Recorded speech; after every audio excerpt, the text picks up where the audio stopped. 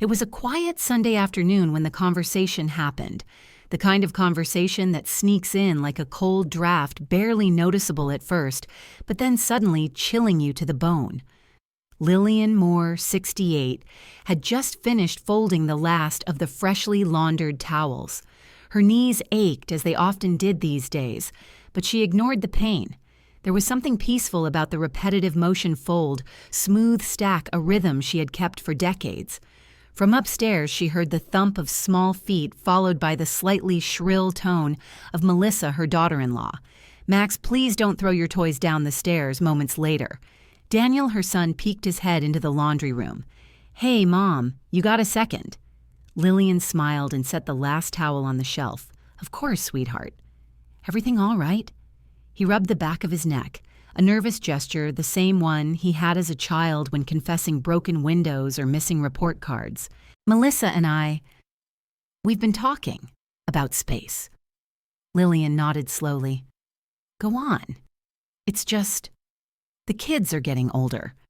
Sophie's 12 now and Max isn't far behind. Sharing a room is getting tough on them. We've been thinking that maybe temporarily you could move your things to the basement, just for now." Her smile faltered just a crack. She glanced past Daniel toward the hallway toward her bedroom. The room she'd called home since Hugh passed away. The room with the sunniest window in the morning. The room that still smelled like lavender and old books. "Temporarily," she repeated. Daniel smiled weakly. "Yeah. Just while we figure things out. We can set up a cozy space downstairs. Maybe even repaint it for you. Make it feel like your own." Before Lillian could answer, Melissa appeared at the doorway. Arms crossed, a casual smile on her face. "We just want to give the kids space to grow. You know how hard adolescence can be, right?" The words weren't cruel, not exactly, but they stung in that quiet, polite way, like needles hidden in velvet. Lillian swallowed. "Of course. If it's for the kids," Melissa's smile widened, relieved. "That's what I've always loved about you, Lillian. You're so reasonable." As they left her alone in the laundry room, the silence crept in. Her fingers trembled slightly as she reached for the shelf again, but the towels were already folded. That evening, she sat alone on her bed. Her hands traced the pattern on the quilt, the one she and Hugh had picked out on their 30th anniversary trip to Vermont. She could still hear his voice teasing her about how heavy it was, like sleeping under bricks, he used to joke. This room had seen laughter and tears. It held history, and now it was being handed over like an old coat no one wanted to wear anymore. The next morning, she woke to the sound of hammering. Daniel and Max were already moving things into the room next to hers. Sophie had a pile of books and makeup spread out on the hallway floor. "Thanks again," Grandma Sophie chirped without looking up. Downstairs, the basement waited, cold, dusty, barely finished. There was an old couch, some metal shelves, and a lamp that flickered when plugged in. Melissa brought down a comforter and placed it on the couch. "We'll get a bed frame soon. It's just for now. Thanks again." Lillian forced a smile. Of course. She said nothing about the fact that the room didn't even have a window. That night, she lay awake on the basement couch, listening to the sound of laughter upstairs. Melissa had made spaghetti her favorite. No one asked if she wanted any. No plate was brought down. She stared at the low ceiling and thought of Hugh. He would have said something. He would have stood up for her. But he wasn't here. And neither, it seemed, was her place in this house anymore. She whispered into the dark. "Is this what I've become? A guest in my own home." Subscribe to the channel so you don't miss the rest of this powerful story. The basement had a smell Lillian couldn't quite describe. Not exactly mold, not entirely dust, something in between. It was the scent of forgotten things. Things that once mattered, but now sat in boxes no one opened. The first morning in her new room, she woke up with a stiff neck and a dull ache in her back. The couch, as she feared, wasn't meant for sleeping, not for a 68-year-old woman with arthritis in her spine. She sat up slowly, rubbing her neck, and looked around. One exposed light bulb glowed overhead. The laundry machines hummed in the corner. Shelves lined with canned tomatoes and paper towels stared back at her like silent spectators. There were no curtains, no windows, no warmth. She shuffled over to the small table Melissa had brought down, a folding card table with a chipped surface. On top sat a lamp with a crooked shade and an extension cord that snaked across the floor like a lazy snake. They'd set up a few of her things, her Bible, a framed picture of Hugh, and the small alarm clock that used to sit on her nightstand upstairs. But everything felt temporary, like a guest room hastily prepared for someone no one expected to stay long. Later that morning, she made her way upstairs for coffee. Melissa was already in the kitchen, scrolling through her phone while a kettle boiled. "Oh, good morning, Lillian," she said without looking up. "Sleep, okay?" Lillian hesitated. "A bit cold. And the couch is. We're working on getting a bed," Melissa interrupted. "Daniel's looking at something on Facebook Marketplace. Shouldn't be long." Lillian nodded and poured herself a cup of coffee. "Also," Melissa added, "if you can try to keep the laundry organized downstairs, that'd be super helpful. With the kids in school and all, I'm just swamped." Lillian said nothing, just sipped her coffee and nodded again. Helpful. That's what she was now. Not a mother, not a grandmother, just helpful. That evening, Daniel came down carrying a mattress. "It's not perfect," he said, grunting as he laid it on the floor, "but it's better than the couch." He smiled as if expecting praise. Lillian forced another thank you. He patted her shoulder and left humming. As she laid down that night on the floor beside the cold wall, she thought back to her childhood. Growing up in a small house with 3 siblings, they had little. But what they lacked in luxury, they made up for in love. No one ever made her feel like she took up too much space. The days blended together. Her tasks increased without anyone ever asking. She started doing all the laundry again, preparing snacks for the kids after school, cleaning up the dinner dishes while Melissa disappeared into her home office and Daniel watched TV. "Thanks, Mom," Daniel said one night as she dried the last plate. "You've always been such a trooper." Lillian smiled. A trooper. Like a soldier in someone else's war. One day, while dusting the basement shelves, she found a small wooden box from her old room. Inside were letters, real ones from Hugh. She sat on the mattress, opened the first envelope, and read the fading ink. "My dearest Lil, even when you feel unseen, know that I see you. I always will." Her eyes filled with tears. In that dim basement with laundry machines thudding beside her and silence pressing on all sides, she realized just how invisible she had become. That evening, Max burst into the basement looking for his soccer cleats. "Grandma, why are you crying?" Lillian wiped her face quickly. "Oh, sweetheart, just dust in my eyes." He didn't press, just grabbed the shoes and ran back upstairs. The door slammed shut, and she was alone again. She turned to the photo of Hugh beside the lamp. "Do you see me now?" she whispered. Silence answered back. That night, something shifted. Not loudly, not dramatically, just a small thought like a tiny ember. "You don't have to stay invisible." Lillian woke with a small flutter of hope in her chest. It was faint, like the first flicker of light through a cloudy sky. She sat up slowly, her joints stiff as always, but today was different. Today was her birthday, her 69th. She hadn't told anyone, not explicitly. She never had. But in years past, Daniel always remembered. He'd bring her flowers, sometimes a card. Melissa would bake a small cake, and the grandkids would sing off-key while she pretended not to cry. Even last year, despite the tension, there had been candles. A tiny pink one stuck into a store-bought cheesecake. It hadn't mattered. It was the thought. But this morning, there was no knock on her basement door, no footsteps, no whispering children, only the sound of the washing machine spinning and the dull hum of the refrigerator upstairs. She checked the time, 7:14 a.m. She waited. She made coffee. Still nothing. By 9:00, she climbed the stairs. The kitchen was alive with clinking cereal bowls and the chatter of morning cartoons. "Good morning," she said, stepping into the room. "Morning." Mom Daniel muttered, scrolling through emails on his phone. "Hey, Lillian," Melissa chimed in. "We're out of milk, just so you know." Lillian nodded slowly. All right, I can pick some up later. Sophie and Max were busy arguing over a remote. Neither of them looked at her. No happy birthday, no flowers, no card. She quietly made toast, buttered it, and sat at the far end of the table.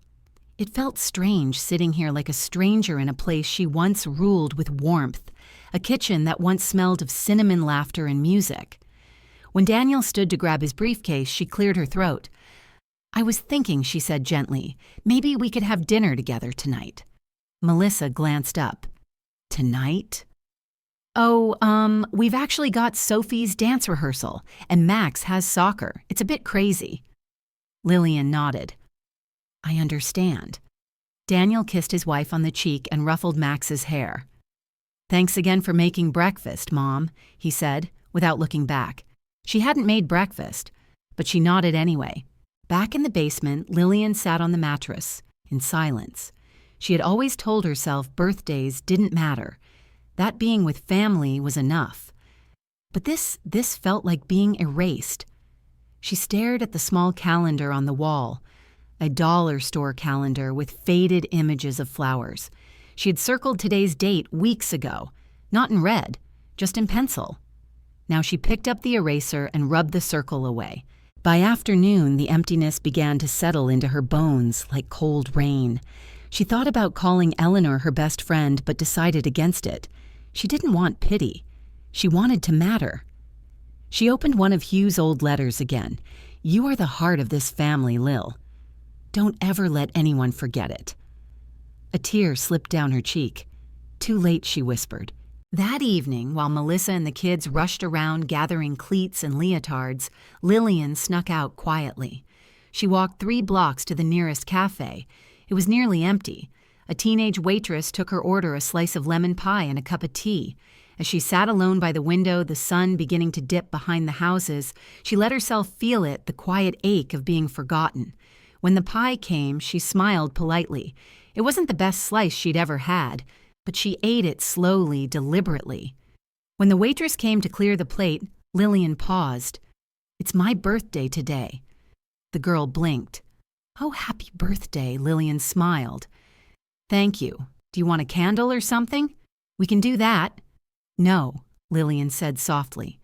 This is just fine. When she returned home, the house was silent. Everyone was gone. On the kitchen counter, a note, dinner's in the oven if you want it. M.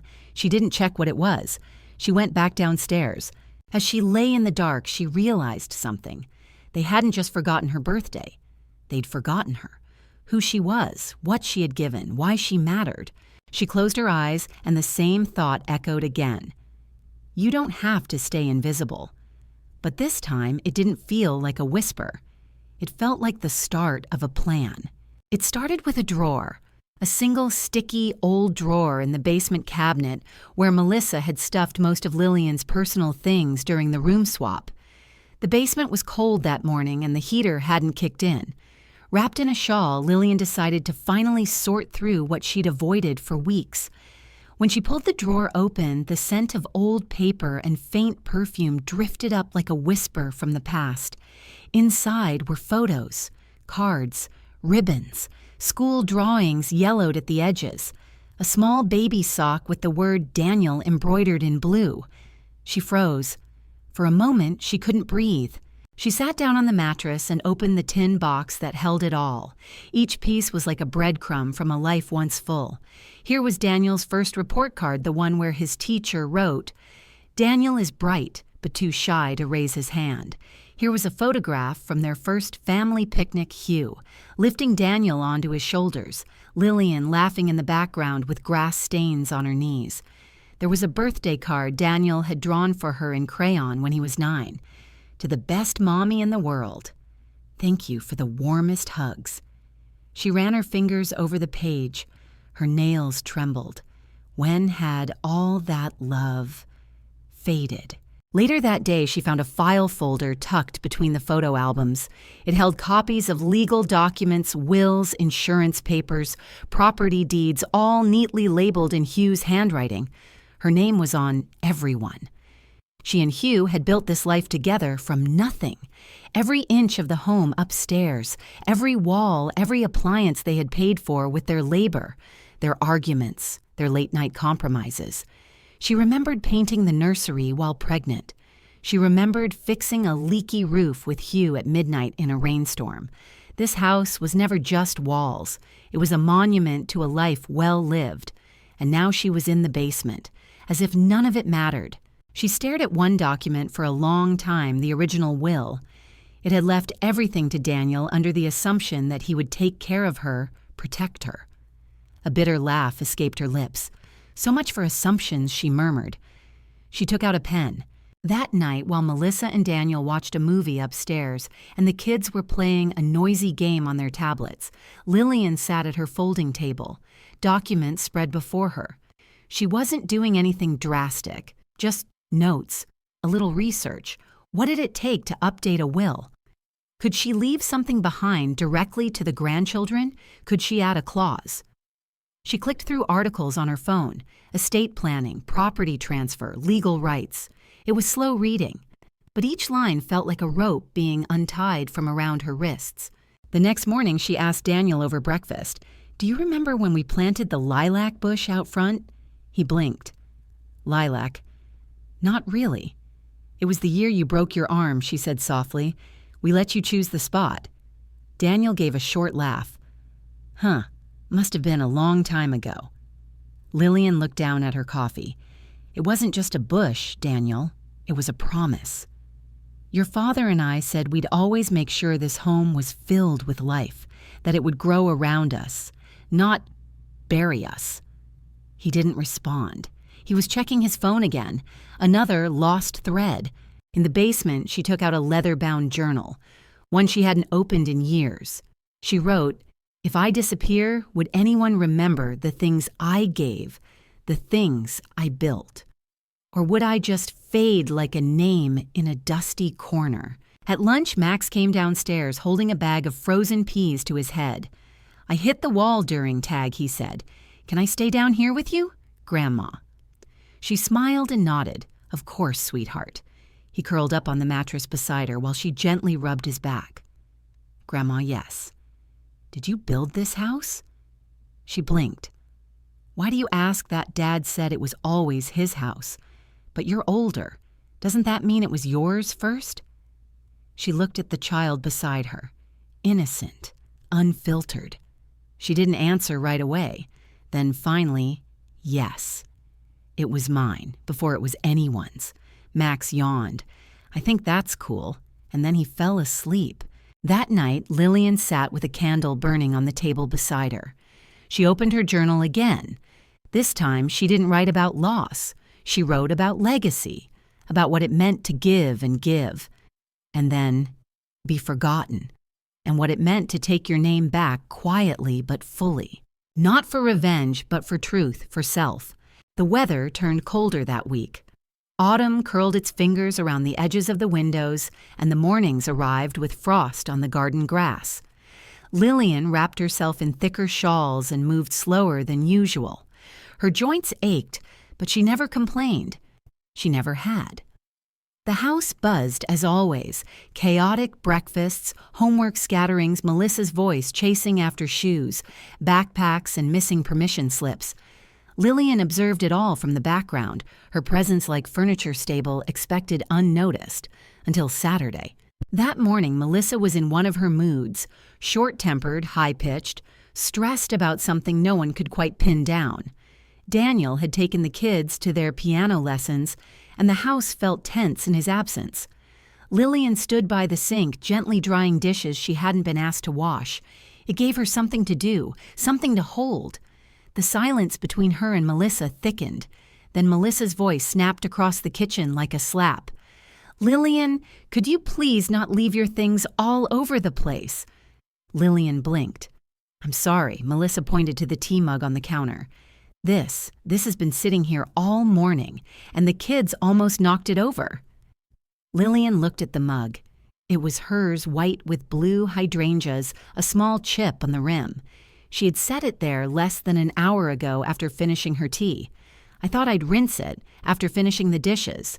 It's always something Melissa muttered, tossing her hands in the air. This house is small enough already without clutter everywhere." Lillian stared at her. Something inside her cracked, but not in the way Melissa might have hoped. It wasn't anger that rose. It was clarity. She placed the dish towel down gently. "Melissa, I live here too." Melissa turned sharply. "Yes, and we've tried to make you as comfortable as possible, but it's not easy balancing everyone's needs." "I know," Lillian said calmly, "which is why I haven't said anything.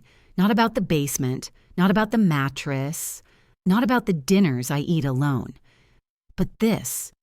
She pointed to the mug. "This is not clutter. This is a piece of me. And I think the real problem isn't space. It's that you wish I wasn't here at all." The words hung in the air. Melissa stiffened. "That's not fair." "Isn't it?" Lillian asked, her voice quiet. For the first time in a long time, Melissa didn't answer right away. But she didn't apologize either. Instead, she muttered, "I'm too tired for this," and walked away. Lillian remained still, her hands resting on the counter. It was done. Something final had just happened, something neither of them could undo. That night, Daniel came downstairs. He brought a box. "Mom," he said, looking awkward, "Melissa thinks maybe if we can organize some of your things, it'll help keep the basement neater, just to keep things from spilling into the rest of the house." Lillian nodded. She didn't argue, didn't raise her voice, didn't cry. She opened the box, slowly began placing her things inside. But what she packed wasn't just scarves and photo frames. She packed her silence, her sacrifices, her history, one item at a time. Later that evening, she stared at the growing pile of boxes and whispered to herself, "You're not going to box me out of my own life." That night, she didn't sleep. She sat at her folding table with the lamp on low, her fingers drumming against the worn surface. In front of her was the letter, the one she'd been drafting in her head for weeks. Now it was time to write it for real. It began simply, "Dear Daniel, by the time you read this, I will no longer be in the basement." She wrote for an hour, not to shame him, not to guilt him, just to tell the truth, to let her son know how it felt to go from mother to housekeeper, from nurturer to nuisance. She ended the letter with a line she hadn't planned. "I'm not leaving because I don't love you. I'm leaving because finally I've remembered to love myself." And for the first time in years, Lillian felt something powerful bloom inside her. It wasn't resentment, it was freedom. Lillian woke the next morning with a strange sense of lightness. It wasn't joy, not yet, but it was something close to relief. The decision had been made, not loudly, not violently, quietly, the way everything had always been with her. Only now she wasn't being quiet because she was afraid. She was being quiet because she was certain. She brewed herself a cup of tea and carried it upstairs before anyone else was awake. The kitchen was still touched by soft, early light. She sat at the table, not in the basement, and let the moment stretch. Then she reached for her phone. She dialed a number she hadn't used in years. After 2 rings, a familiar voice answered. "Well, I'll be Lillian Moore. I thought you forgot I existed." Lillian laughed softly. "Hi, Eleanor." Eleanor Graves, sharp-tongued, loyal, fiercely independent. They had met in college, shared an apartment, shared dreams. Then life pulled them in different directions. Lillian had built a family. Eleanor had built a life by the sea, and now maybe she could too. "I'm thinking of leaving," Lillian said, her voice low. A pause. Then Eleanor replied with that familiar edge of honesty. "What took you so long?" They talked for nearly an hour, about retirement, about small towns, about a cottage next door to Eleanor's that had just gone up for sale. "There's a garden," Eleanor said. "Wild roses, you'd love it." Lillian closed her eyes and imagined it. Sunlight, salt in the air, a rocking chair that wasn't pushed into a basement corner. "I'd need time," Lillian said, "to plan, quietly." "You have it," Eleanor replied, "but promise me one thing." "What?" "When it's time you go, don't look back. That afternoon, while the family bustled around her preparing for the week ahead, shouting over cartoons and football scores, Lillian began to plan. She made a list, not just of what to pack, but what to leave behind. She would take her letters from Hugh, her wedding ring, the quilt they bought in Vermont, the photo of Daniel at age 5 hugging her leg, her journal. She would leave the silence, the obligations, the part of herself that waited for permission. For the next few days, she moved carefully. She took small boxes to the thrift store, gave away some books, sorted old clothes, all under the guise of clearing out the basement. No one noticed. They barely asked where she was going anymore. She visited the library and printed off real estate forms. She called a lawyer. She checked her savings. It wasn't much, but it was enough to start over. Each task gave her more strength. The fear began to shrink, and in its place bloomed readiness. One night, as she folded towels in the laundry room, Daniel appeared. "Hey, Mom," he said. "Thanks for helping with the laundry again." Lillian smiled faintly. "Of course." He leaned on the doorframe, watching her. "You okay?" he asked. "You've been quiet. I'm fine." You sure she looked at him, really looked at him, and saw the boy she once held when he had nightmares? The boy who cried when his goldfish died? The boy who used to say, "You're the best mom in the whole world." Now he was a man who let her live in the basement. "I'm sure she said." He smiled, satisfied. "Good, just checking." Then he left. Back in the basement, Lillian sat on the mattress and stared at her packed bag.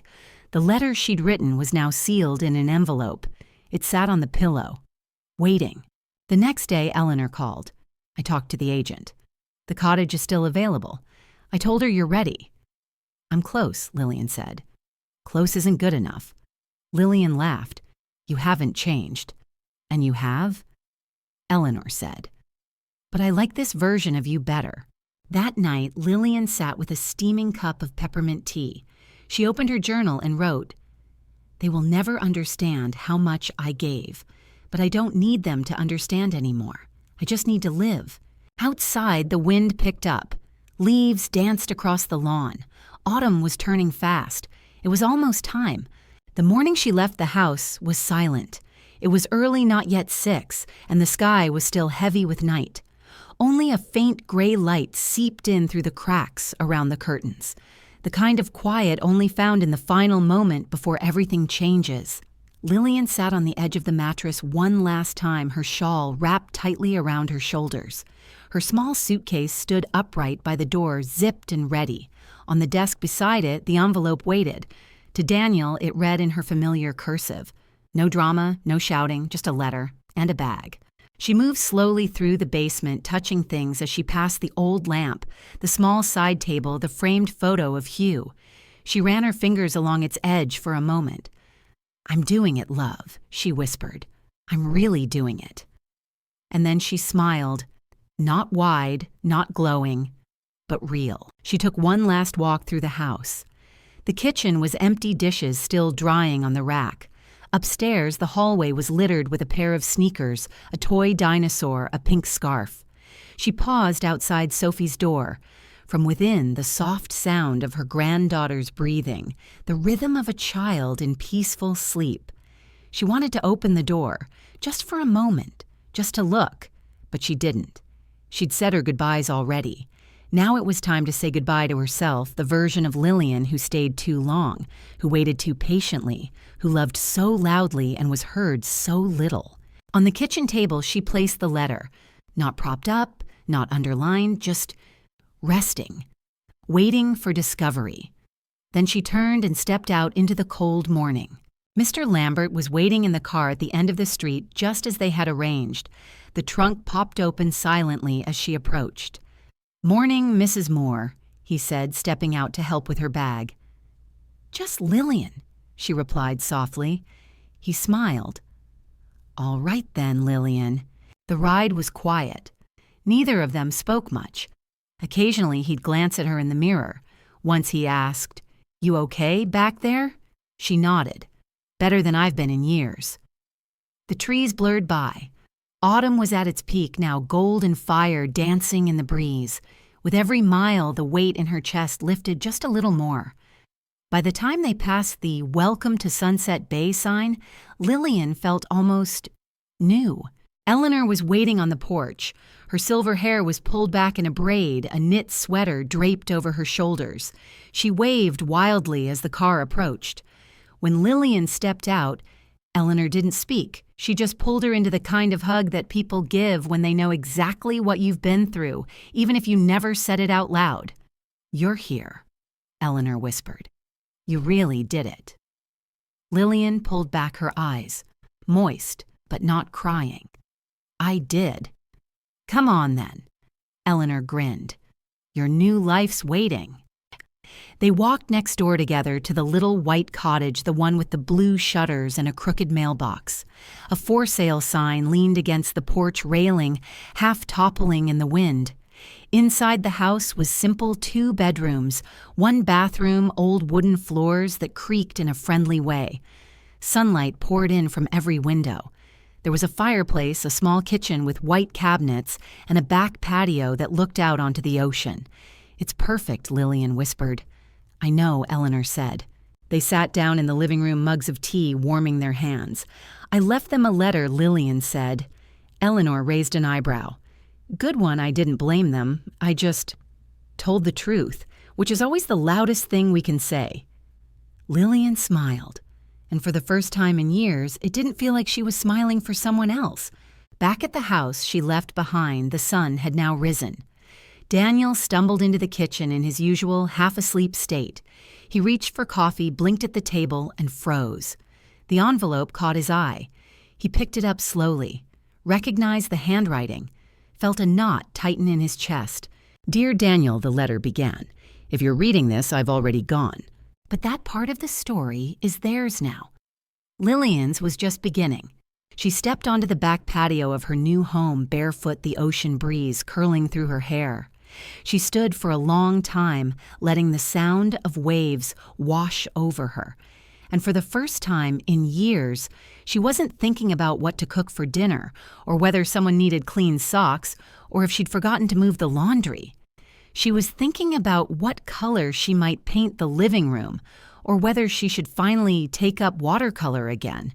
She was thinking about herself. The goodbye was over, and no one had heard it. But for Lillian Moore, that silence was the loudest thing she'd ever said. The first person to notice was Sophie. It was nearly 9 a.m. when she wandered sleepily into the kitchen, hair a tangled halo, dragging her tablet behind her like a favorite blanket. She reached for the cereal box, then paused. Dad Daniel looked up from the living room couch. "Yeah, there's a letter on the table. It's from Grandma." Daniel stood yawning. "A letter," Sophie handed it over. "It's got your name on it." Daniel turned it over slowly, recognized the soft looping script that had once labeled his lunchboxes with "Love Mom" in the corner. Now it simply said to Daniel. He slid his thumb under the flap and opened it. Melissa came downstairs a moment later carrying a laundry basket. "What's going on?" she asked, seeing his face. Daniel didn't answer. He was already reading. "Dear Daniel, by the time you read this, I will be gone. Not in the dramatic sense, just no longer here in this house, because it stopped feeling like my home long ago." Melissa set the basket down, suddenly still. "I'm not writing to accuse you. I'm not angry. I'm just tired. I've spent so many years holding this family together in small ways, folding socks, making dinners, picking up pieces, and slowly I became someone who was only seen when needed, not loved, not asked about, not really seen." Daniel's jaw clenched. He kept reading. "I know you didn't mean to forget me, but you did. You forgot my birthday. You forgot my stories. You forgot the woman who held your hand when you were sick and stayed up late sewing your school costume. And I don't blame you for growing up. I only blame myself for staying small." Daniel lowered the letter slightly. Melissa was frozen now, her arms crossed tightly. "I found a new place, a quiet town, a smaller home, and I'll be okay. I'm not doing this because I don't love you. I'm doing this because I finally remembered how to love myself." The letter ended without a return address. No dramatic farewell, just her name, Mom. Silence filled the kitchen. Even Sophie looked unsettled, hugging her tablet closer. Max came in moments later. "Where's Grandma Daniel?" didn't answer. Melissa sat down slowly, still staring at the table. "She's really gone," she said quietly. Daniel nodded. "She's gone." Sophie looked confused. "Is she mad at us?" Daniel swallowed hard. "No, she's just tired. She needed space." "But she always said this was her home," Max mumbled. Melissa stood. "We should call her." Daniel shook his head. "She didn't leave a number." He glanced back at the letter, rereading it. "I only blame myself for staying small." The words hit harder than he expected. For the rest of the day, the house felt wrong. Melissa didn't touch the laundry. Daniel didn't turn on the football game. The kids kept glancing toward the basement door, waiting for a sound that never came. That night, Daniel sat in the living room, holding a photo Lillian and Hugh on their 30th wedding anniversary. She was laughing in it, hair swept by the wind. His dad had his arm around her, proud and relaxed. Daniel didn't remember that day. He was in college, busy, distracted. Now looking at her face, he realized he couldn't remember the last time he saw her smile like that. Maybe she's with someone, Melissa said from the hallway. A friend. Daniel blinked. Maybe. "Do you think she'll come back?" Daniel folded the photo slowly. "I don't know." Later that night, he opened his phone and searched how to track a property sale in-state. What towns near the coast have small homes for sale? Sunset Bay housing listings. Something about that name floated in the back of his memory. He remembered it faintly from childhood, his dad talking about fishing there. Then he found it. A real estate listing marked sold this week, a white cottage with blue shutters. His mother's name on the transaction record. "She bought a house," he whispered aloud. Melissa stood behind him. "She planned this." "She did," he nodded. "And we didn't even see it coming." For the first time, there was a flicker of something in his voice. Not guilt, not grief, but respect. The next morning, Sophie placed a drawing on the fridge. It was of Lillian sitting in a garden. "Maybe we can visit her sometime," she said. Daniel smiled faintly. "Maybe we can." But for now, the house was quieter. The laundry didn't get folded. The tea mugs didn't get washed. The soft footsteps above the basement were gone. And Daniel realized what he had missed wasn't just her presence. It was her love woven through the corners of this home like invisible thread. Now the thread was cut, and he was left holding the letter. Sunset Bay greeted her like an old friend. Lillian stood on the back patio of her new home, a small white cottage with blue shutters and sea glass in the windows, and breathed in the morning air. Salt and jasmine, the scent of somewhere softer. The ocean shimmered beyond a row of wild roses and a crooked fence. The waves moved in rhythm as if whispering, "You made it. You're home." Inside the house still felt unfamiliar. Boxes sat unopened, furniture half arranged. But even in its half-lived state, it was hers. No one told her what to move. No one waited for her to finish folding laundry. No one reminded her she was in the way. It was quiet, but not empty. It was her quiet. That first week, Lillian let herself wander. She didn't unpack in a rush. She made tea every morning and drank it on the porch in a robe that smelled like lavender. She listened to gulls instead of cartoons. She walked barefoot to the shore and stood in the sand until her ankles numbed from the cold water. It wasn't just the place that was different. It was her. Eleanor, true to her word, showed up every afternoon without fail, with books, with gossip, with soup, with joy. "You look lighter," she said one day, setting down a tray of scones. Lillian smiled.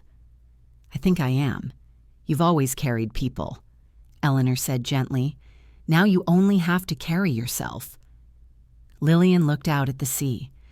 "And it's not as heavy as I thought." The living room slowly became a sanctuary. She painted the walls a soft oat color. She hung a framed photo of Hugh above the mantel. She bought a second-hand rocking chair and placed it beside the window where the sunlight warmed the floor in the afternoons. One afternoon, she sat there sketching with a worn pencil. A bowl of tangerines sat nearby, half-peeled. She hadn't picked up a pencil in years. Her lines were shaky, uneven. But she didn't care. No one was watching. No one was judging. She was drawing waves. They didn't need to be perfect, they just needed to move. At the market, people smiled at her, called her ma'am and sweetheart. The cashier asked about her day. The neighbor waved over the fence and offered fresh tomatoes from his garden.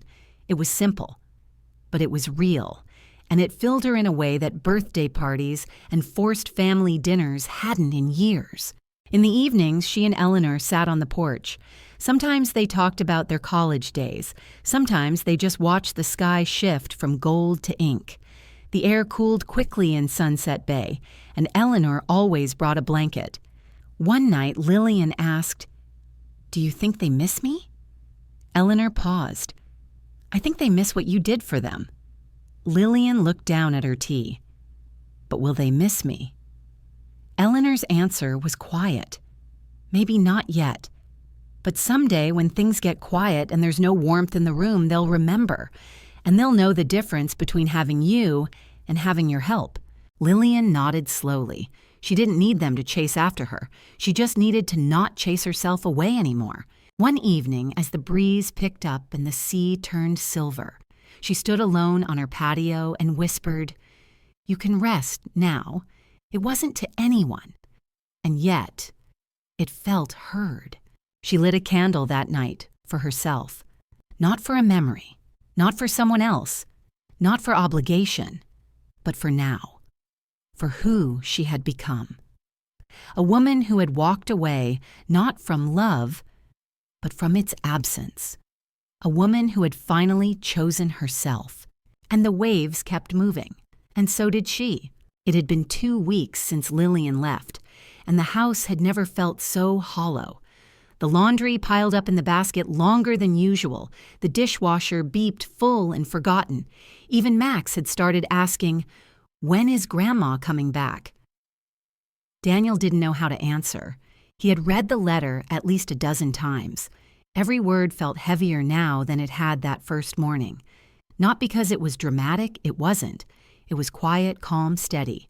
The kind of letter that told you more by what it didn't scream. Melissa rarely brought it up. She had mentioned it once she made her choice. But Daniel could tell she was uncomfortable. The silence around Lillian's absence was louder than anything they'd said aloud. It wasn't just the chores. It wasn't just the missing help. It was the quiet realization that they had pushed away the one person who had always been there. And now she wasn't. One afternoon, Daniel was sorting through the filing cabinet in the home office when he found it. A copy of his mother's will, the one she'd drawn up years ago after Hugh passed. Everything left to him, of course. He remembered signing a few papers back then. They had laughed about how morbid it felt. But something about the folder felt off. There were notes, scribbles in his mom's handwriting, new dates, a contact name, Preston and Webb, estate attorneys. His heart dropped. He opened his laptop and searched the name.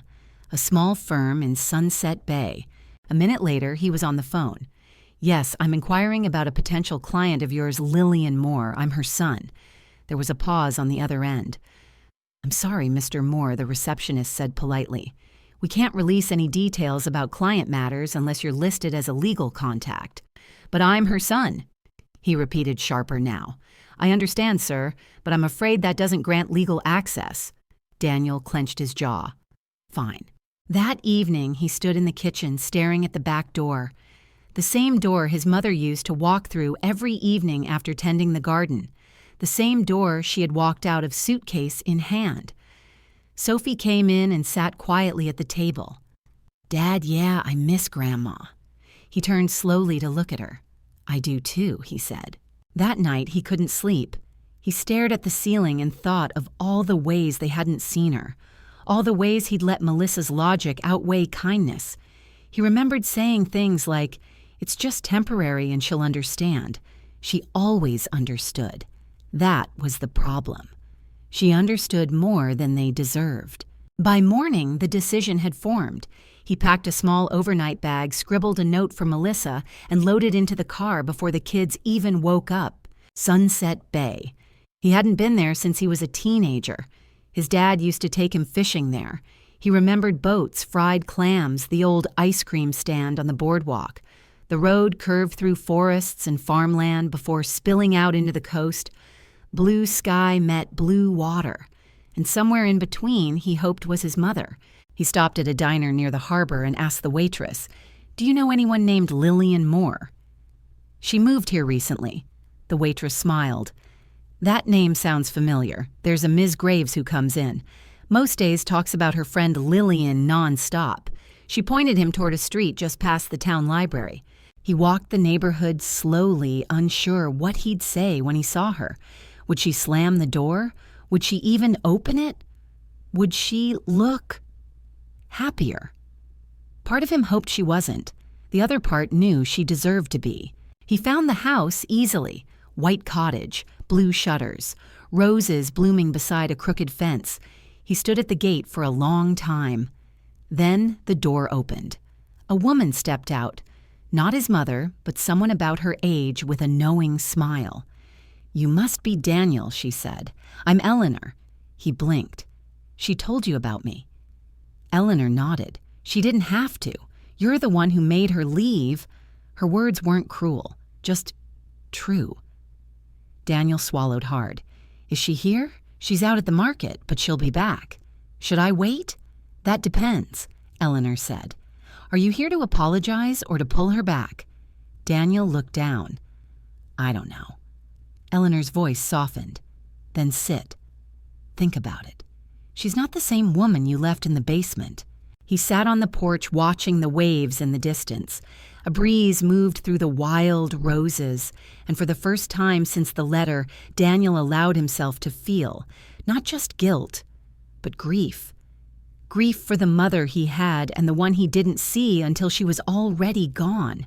Lillian returned from the market with a canvas bag full of tangerines, honey, and a bouquet of wild asters. The vendor had thrown in a jar of homemade jam for the sweet lady with quiet eyes.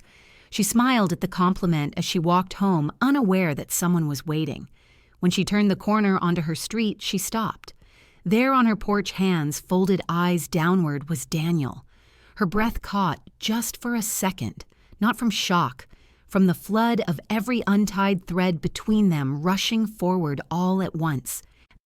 He looked up when he heard her footsteps. Their eyes met. Neither spoke. She took one slow breath, then climbed the steps. "I wasn't sure you'd come," she said. "I wasn't sure you'd open the door," he replied. She unlocked it and stepped aside. "I don't close doors, Daniel, not unless I have to." Inside, she set down the groceries on the counter.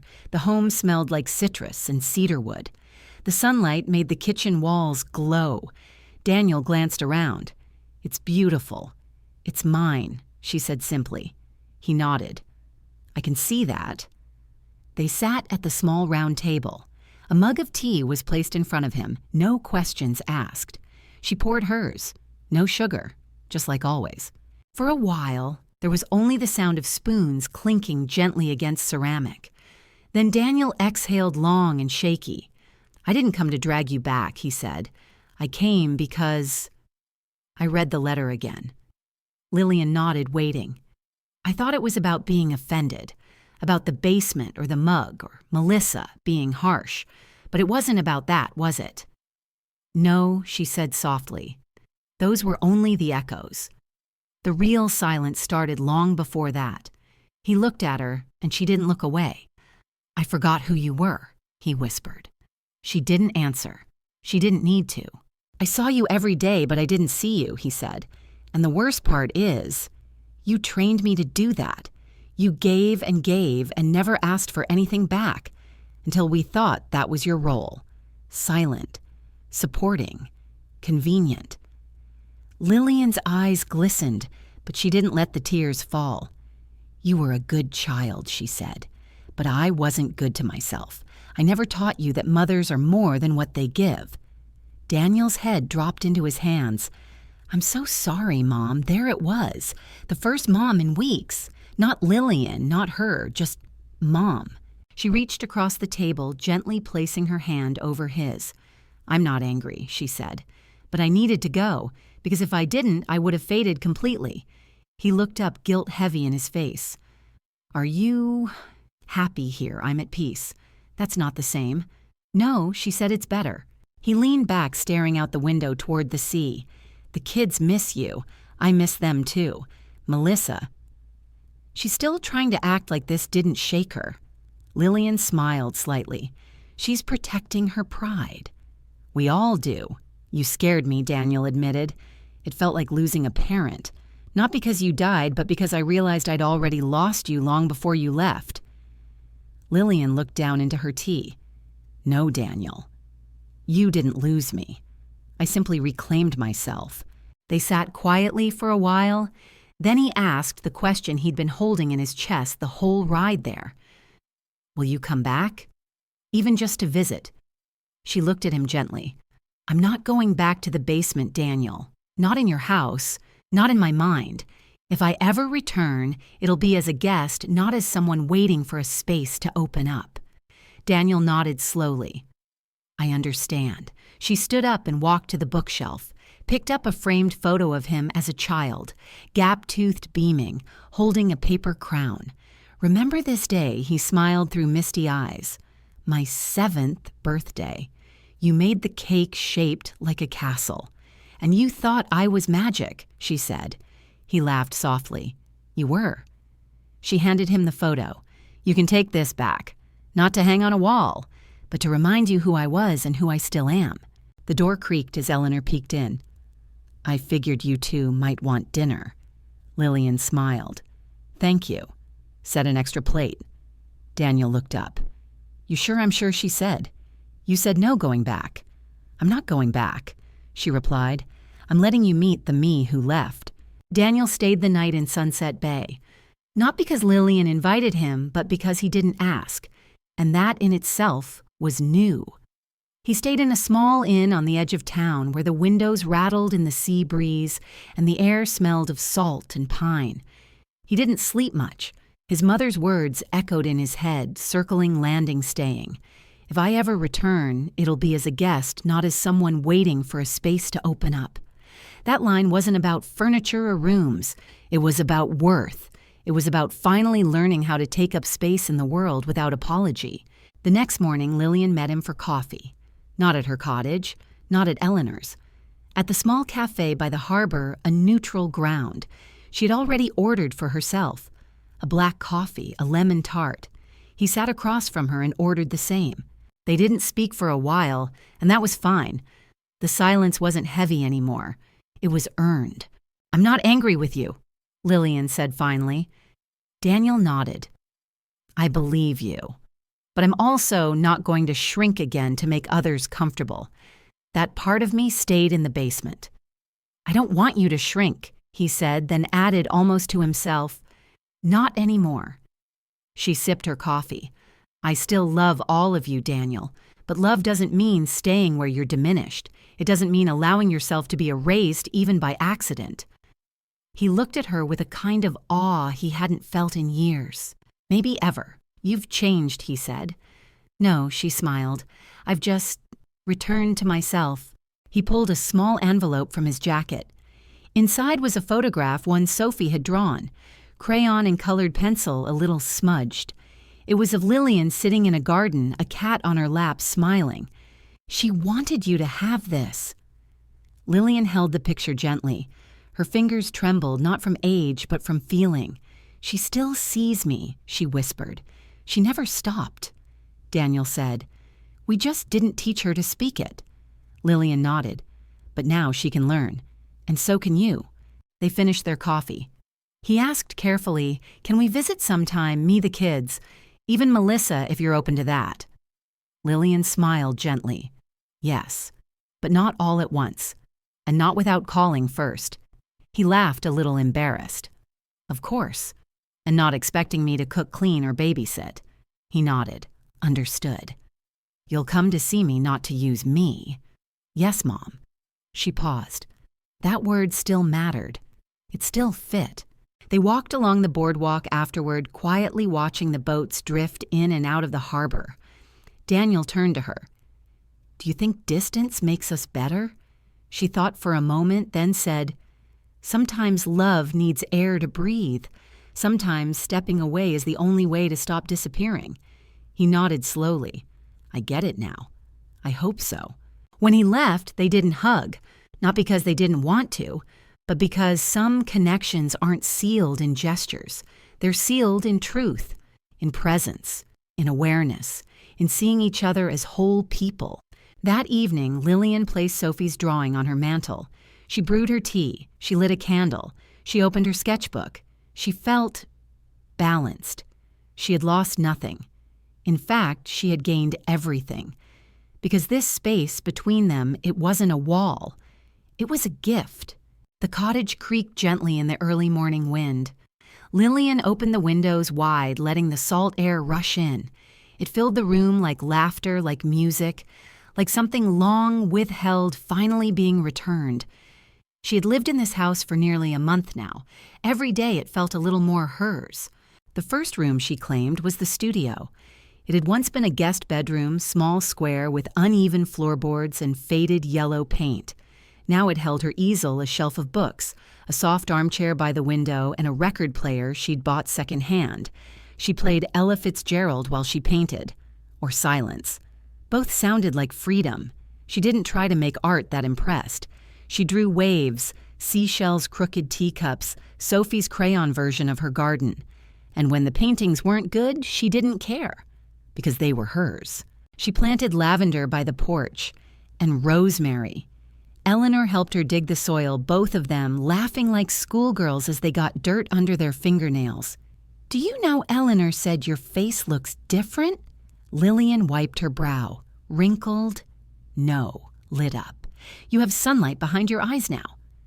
Lillian didn't answer, but that night she stood in the mirror for a long time, and she saw it too. She had routines now, not for others, for herself. Morning tea on the patio, a walk before lunch, reading before bed. She subscribed to a local paper, joined a weekly art group, helped organize a small book exchange in the neighborhood library.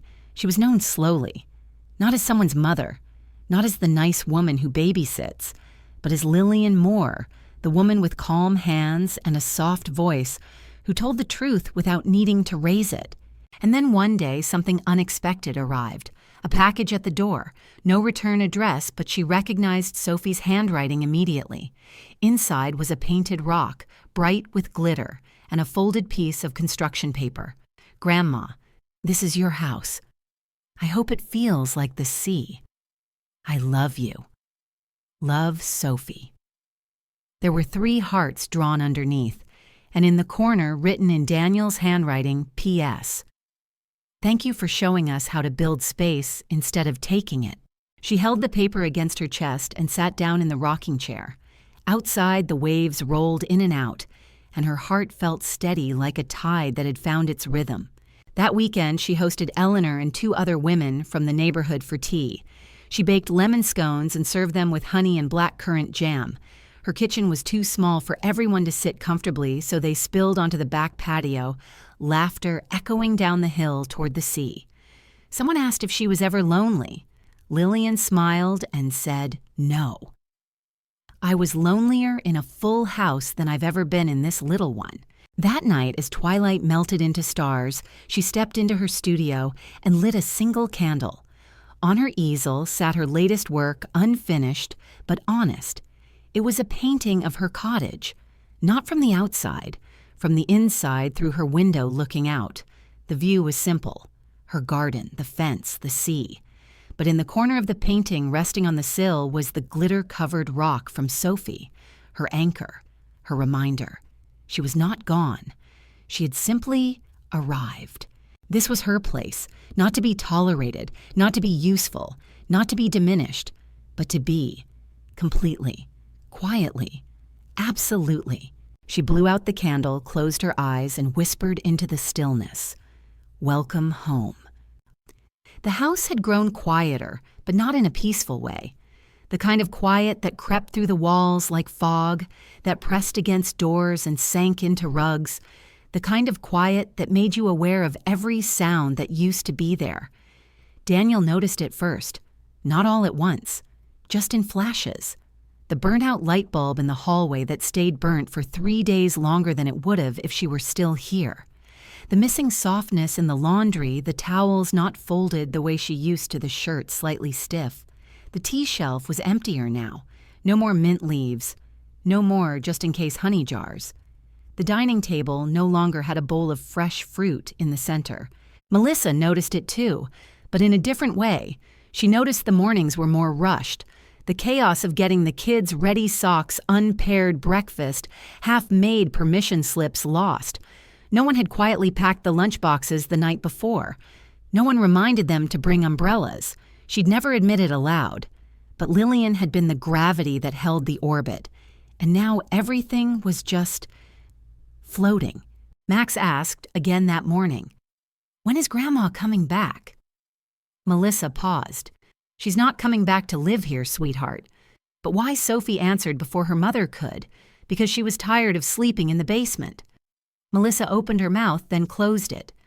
There was nothing to say. Daniel walked into the basement later that evening. He hadn't been down there since the day she left. Everything was still. The old mattress leaned against the wall. The lamp was gone. The framed picture of his father gone. Just empty shelves, a cold concrete floor, and a single blanket folded on the side table. He stood in the middle of the room and exhaled. "I put her down here," he whispered. Not just physically, emotionally, relationally. He had placed his own mother below everyone else. He sat on the edge of the mattress frame, and for the first time in decades, he wept. Not like a child, not like a man, but like a son who had finally understood. That weekend, he and Melissa started cleaning. Not because anyone had asked them to, because it was time. They boxed up the kids' toys from the main hallway, organized the kitchen, repaired the loose drawer she'd always fixed with a small smile and a tug. When Melissa found a small note tucked into a cookbook, Lillian's handwriting, a recipe for lemon rosemary scones, she stopped in her tracks. There was a heart drawn beside the final line. Best served warm. Always. Sophie found the empty tea tin on the highest shelf in the pantry. She held it like it meant something. Because it did. They didn't talk about inviting her back. Because they knew better now. She didn't need to come back. But they needed to remember what it meant when she was there. Daniel began calling her once a week. He didn't talk about his problems. He didn't ask her to come babysit. He just asked, "What did you paint this week? Or what's blooming in your garden now?" And she answered, not with obligation, but with joy. One day, Melissa sat down with the kids and showed them how to make the scones from the recipe. They got the measurements wrong. The kitchen became a mess. But the scent that filled the house, lemon rosemary butter, brought something back. Not Lillian, not entirely, but her presence, her essence. The small ways she had held everything together without demanding anything in return. Daniel stood at the doorway watching them bake. And for the first time in weeks, he felt the house breathe again. Not like before, but in a new way, not dependent on her, but shaped by her. Upstairs in her old bedroom now, Sophie's a single item remained on the nightstand, the hand-sewn quilt Lillian had left folded neatly on the bed. Sophie had asked to keep it. "I want something that still smells like her," she said. No one argued. That night, as the family sat together eating imperfect scones and laughing over flour-covered noses, Daniel looked around the table. He saw them. Really saw them. And silently he made a promise. We will not take love for granted again. We will hold it before it learns to walk away. The wind carried the scent of the sea and something softer lavender, perhaps. Lillian stood on her back porch, a steaming mug of tea in her hands, watching the horizon turn from gold to rose as the sun dipped gently into the water. It had been nearly 2 months since she left the house on Maple Street. 2 months since she had packed her life into 2 suitcases and a single sealed letter. 2 months since she had stopped asking for space and started creating it. The garden behind her was blooming, not wildly, not perfectly, but it was growing, and so was she. Each herb, each flower, each brushstroke in her sketchbook was a reminder she had not run away. She had chosen herself. That morning she had received a letter in the mail from Sophie. It was written in uneven cursive with the words, carefully formed, "Dear Grandma. We made scones like yours and they weren't as good, but Daddy said the kitchen smelled like you and that made him happy. Mom says thank you for the recipe. I miss you every day, but I like knowing you're somewhere happy. Love, Sophie."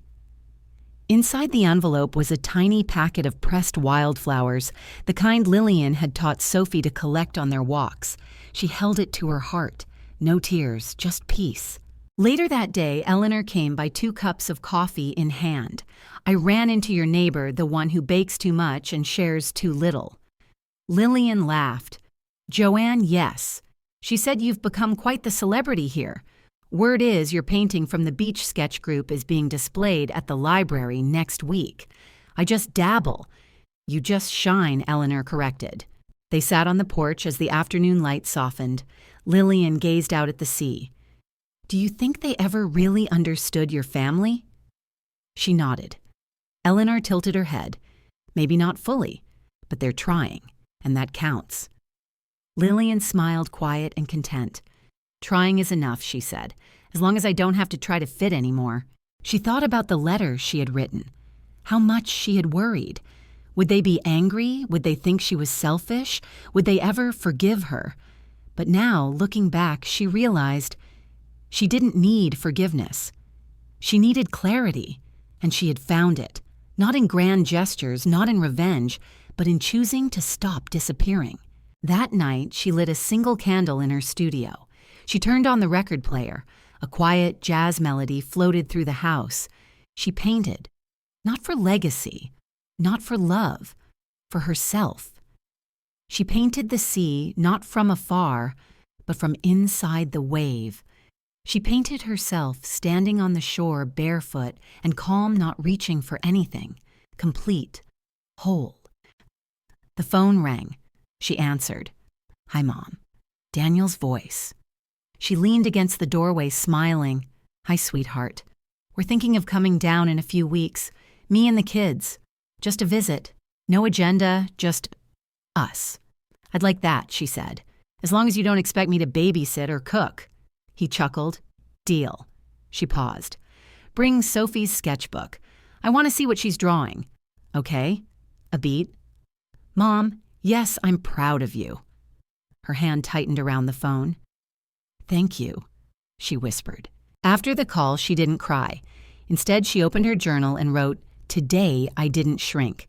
Today I didn't wait to be chosen. Today I chose me." She stepped out into the cool night wrapped in a shawl and looked up at the sky, clear, endless, filled with stars. And for the first time in years, she didn't wonder what would happen tomorrow, because she was finally whole today. If you want to see the story as deep and meaningful, please subscribe to the channel to wait for the next episodes every day. Thank you for watching until the end.